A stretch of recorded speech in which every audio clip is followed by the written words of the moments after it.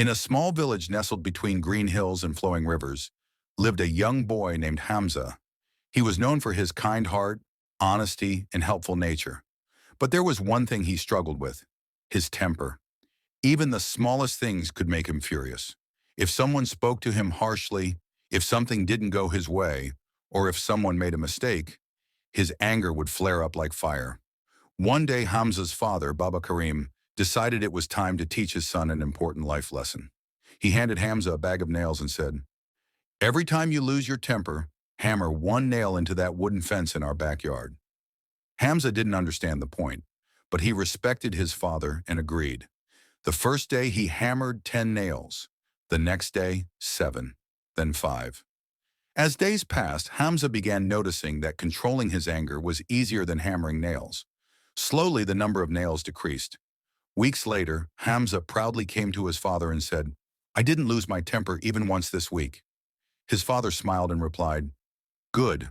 Now every day you keep calm, remove one nail from the fence." Hamza happily obeyed. It took him another few weeks to remove all the nails.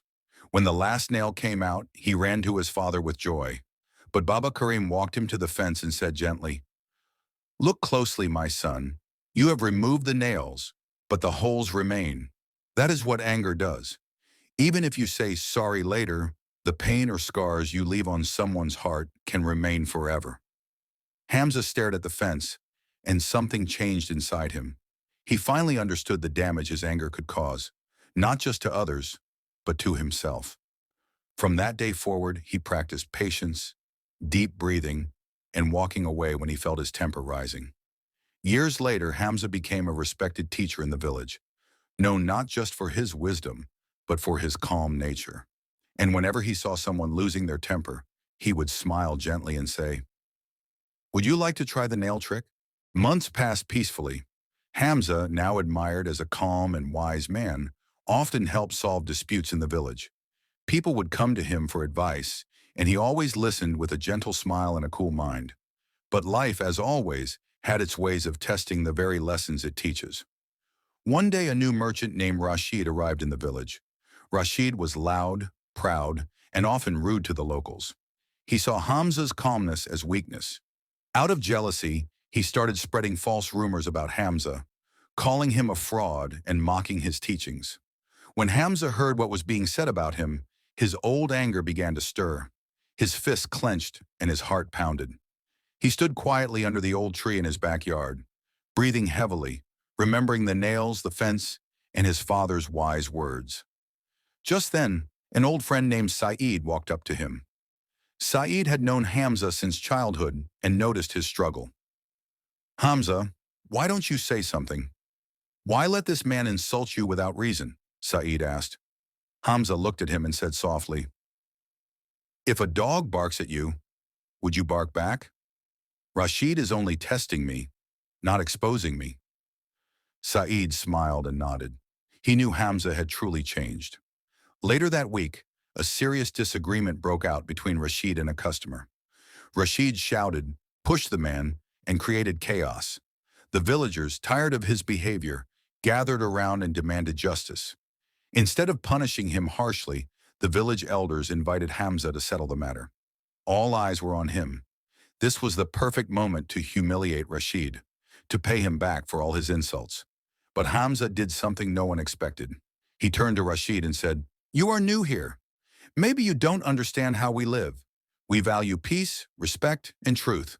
We forgive those who want to change. I am offering you a fresh start. Will you take it?" Rashid was silent. His face turned pale. The crowd expected him to argue, but instead he bowed his head. "I'm sorry," he whispered. "I misjudged you, and I'm ashamed." From that day, Rashid changed.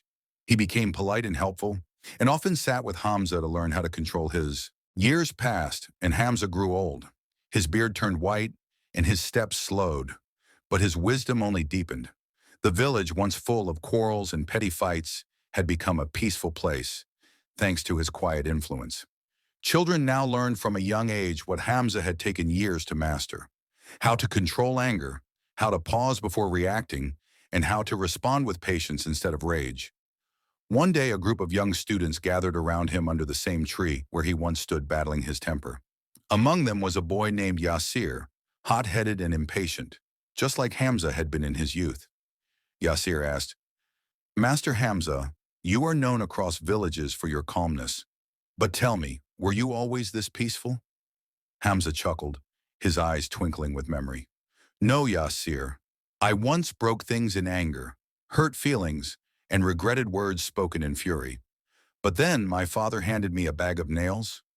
He told them the story again, the fence, the nails, the holes, and the power of forgiveness. The children listened in awe.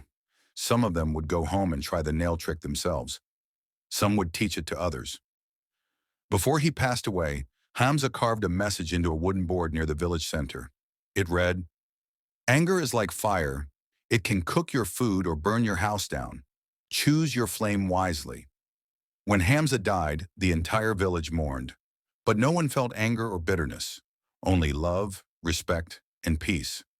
His life had become a living lesson. His teachings were passed from one generation to the next. And so, Hamza's legacy lived on, not through wealth or power, but through calm hearts, thoughtful words, and controlled tempers. Final moral of the story: controlling anger is not a weakness. It is a powerful strength. Those who conquer their tempers build bridges instead of burning them, and in doing so they leave behind a legacy that time cannot erase